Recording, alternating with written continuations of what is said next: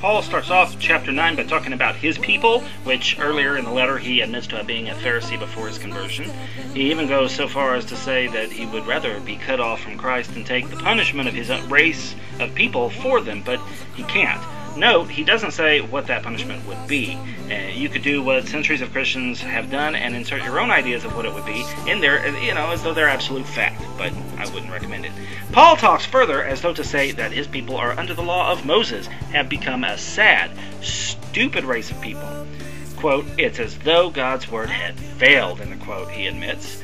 For not all who are descended from Israel are Israel. In other words, yes, they're descended from Moses, but they're totally missing the point of it all. He says that God's children are no longer God's children.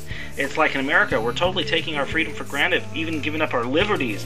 But those outside of America understand the importance of our freedoms, and they're looking at us like we're morons. In many ways, they're much more American than we are, even though they weren't born here. So he also argues that God isn't unjust. He just likes to throw people away and dust on others for goodness. Okay, that is unjust, but we won't argue with Paul, lest our skin starts to sizzle. Anyway, finally, he tells the heart of the story at the end of chapter 9. And what he says right here is, what then shall we say? That the Gentiles who did not pursue righteousness have obtained it? A righteousness that is by faith. But Israel, who pursued a law of righteousness, has not attained it.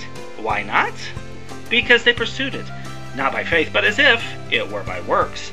They stumbled over the stumbling stone, as it is written, see, I lay in Zion a stone that causes men to stumble, and a rock that makes them fall, and the one who trusts in him will never be put to shame.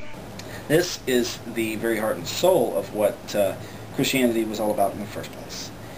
The Gospels weren't even written until way later, and they had repeated attempts to repeat this very same point. It's the same thing over and over again. There were parables. The parable of the two sons, parable of servants, and parables of this and parables of that. There's always one person who's redeemed themselves and one person who has always been holy and hates the favoritism that the newly redeemed person is receiving, that kind of thing.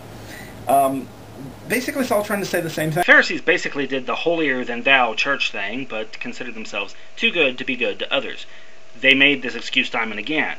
To them, the reason that their people was allowed by God to be captured by Nebuchadnezzar, or to be overran by other empires for so long, like Rome in their present day, was that the Jews weren't being holy and righteous and religious enough, so that they had their holy law and they followed it to a T, and they were proud of themselves for the fact. They shoved it in your face every chance they got. Who does that sound like in our day today?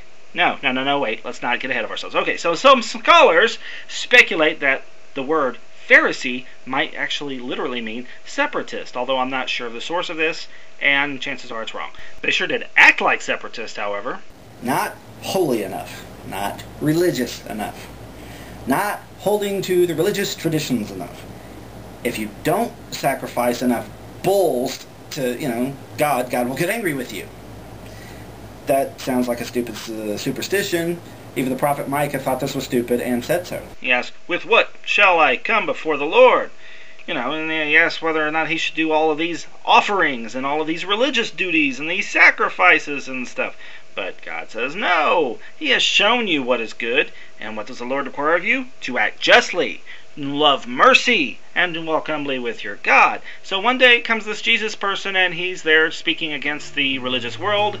It's the Pharisees that he gets onto the most, and in Matthew 23, he really lays it on them in what's called the 7 woes. So now, keep in mind that these people preach damnation onto other people as though they're more than happy to say that you're going to die and you're going to suffer for all the sin in the world.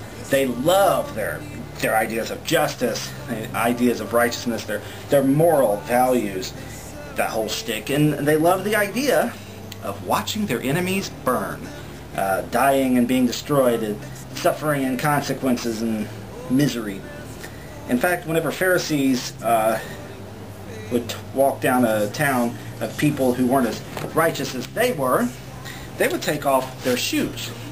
And they would bash them together like that, to knock off that unrighteous dirt of that town off of them. Make a big show in doing so. Religious snobbery at its finest. With a love